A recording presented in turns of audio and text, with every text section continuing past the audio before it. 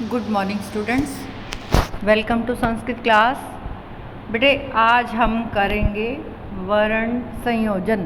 संयोजन मीन्स मिलाना, जोड़ना। देखो नीचे परिभाषा भी लिखी हुई है, वर्णों को जोड़कर लिख देना वर्ण संयोजन कहलाता है।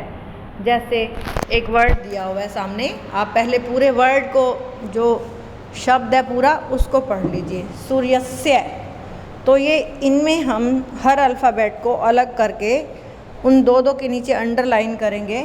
जैसे सू, पहले हम पढ़ेंगे सू, तो स को बढ़ाओ, स प्लस ऊ लिख दीजिए। फिर र ऊपर है तो र आधा आएगा, र को हलंत लगाएंगे। यस्य, यस्य में क्या होगा, य प्लस अ, और फिर स आधा है वो हलंत आएगा। फिर य पूरा है, य हलंत प्लस अ। आपने देखा कि एक व्यंजन पूर्ण कब होता है, जब उसमें कोई स्वर जुड़ जाए, कोई भी स्वर जुड़ जाए। हर स्वर की एक मात्रा है, लेकिन अ अनार वाले से व्यंजन पूर्ण बनता है, उसको पूरा हम लिख पाते हैं। ठीक है, अ अनार के बिना हर व्यंजन अधूरा है। आपने जैसे देखा एंड में, देखो सूर्यस्य, जो लास्ट वाला य है, य प्लस अ, य प्लस अ, ये। पहले हमने बोला यो, देखो कहाँ से आवाज़ आ रही है। अपनी लिपसिंग पे ध्यान दो, अपने साउंड पे ध्यान दो, उच्चारण पे ध्यान दो, कैसे बोल रहे हो। सूर्यस्य, ऐसे बना मृगौ। मैंने पिछली कक्षाओं में भी आपको बताया है, जो ये नीचे आपको सी दिख रही है, ये री है, री ऋषि वाली। बच्चे ये गलती करते हैं कि री ऋषि वाली को वो व्यंजन मान लेते हैं। री ऋषि स्वर में आता है। संस्कृत वाले बच्चों को तो और अच्छी तरह से पता होना चाहिए। हमारे पास 13 स्वर हैं, उसमें 2 री हैं, छोटी री और बड़ी री। जैसे आप बोलते हो छोटा अ, बड़ा आ, ई, उ, ए, ऐ, री। थोड़ी साउंड लंबी चली जाएगी, सुर लंबा चला जाएगा री, बड़ी री से। ये छोटी री है। म में री मिली हुई है, म प्लस री डाल दो। ग में औ मिला हुआ है, ग प्लस औ डाल दो। ये हो गया वर्ण संयोजन। ये वर्ण संयोजन से हम वर्ण इनको इकट्ठा कर दिया तो बन गया मृगौ। वर्ण संयोजन को देखते हुए ही आप वर्ण विच्छेद अच्छी तरह से जान पाएंगे। तो ये सारे वर्ड्स हैं। मयूरात बिल्कुल सिंपल है, म, य को उ, र को आ, त, मयूरात। फलानाम, वृक्षस्य। घंटा, घंटा में क्या है, अण आधा है, तो अण आधे को देखो कैसे लिखा हुआ है घंटा में। ठीक है, तिथि भी ये संस्कृत का वर्ड है। आगे है रत्नयो, देखो तो आधा है, हलंत करके लिखा हुआ है ना।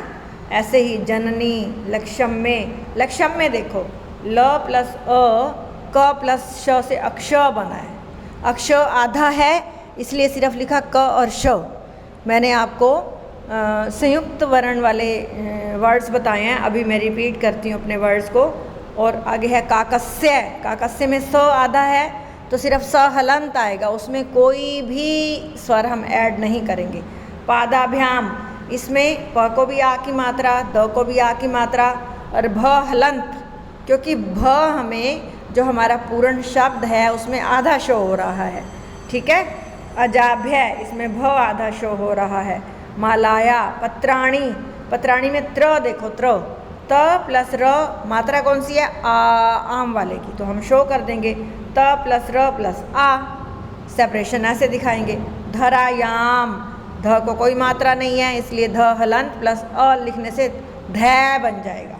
ठीक है, ऐसे आपने सारे शब्दों को देखना है। और इसके रिगार्डिंग अगर आपकी कोई प्रॉब्लम हो तो आप मुझे कॉल कर सकते हैं, व्हाट्सएप कर सकते हैं। मैंने आपको बताया हुआ है 1 to 3 PM and 7 to 9 PM। Always welcome, I am always there to entertain your queries. अब आपको इस पाठ 1 का पेज नंबर 1 दिखाती हूँ मैं, जहाँ पे आपके संयुक्त व्यंजन हैं। ये देखो, संयुक्त व्यंजनानी। ठीक है, 2 व्यंजनों के मिलने से संयुक्त व्यंजन बनते हैं। इन सबको वर्ण विच्छेद करने से पहले इन सबको अच्छी तरह से अपने माइंड में फिक्स कर लेना, बिल्कुल आपकी ग्रैस्पिंग हो जानी चाहिए। इन वर्णों की लर्निंग होनी चाहिए कि ये सेपरेट कैसे होते हैं और इकट्ठे कैसे होते हैं। इसी अंडरस्टैंडिंग से आप वर्ण विच्छेद और वर्ण संयोजन अच्छी तरह से सीख पाएंगे। वर्ण विन्यास क्या होता है? अक्षरों के सार्थक समूह को शब्द कहते हैं। सार्थक मीन्स मीनिंगफुल।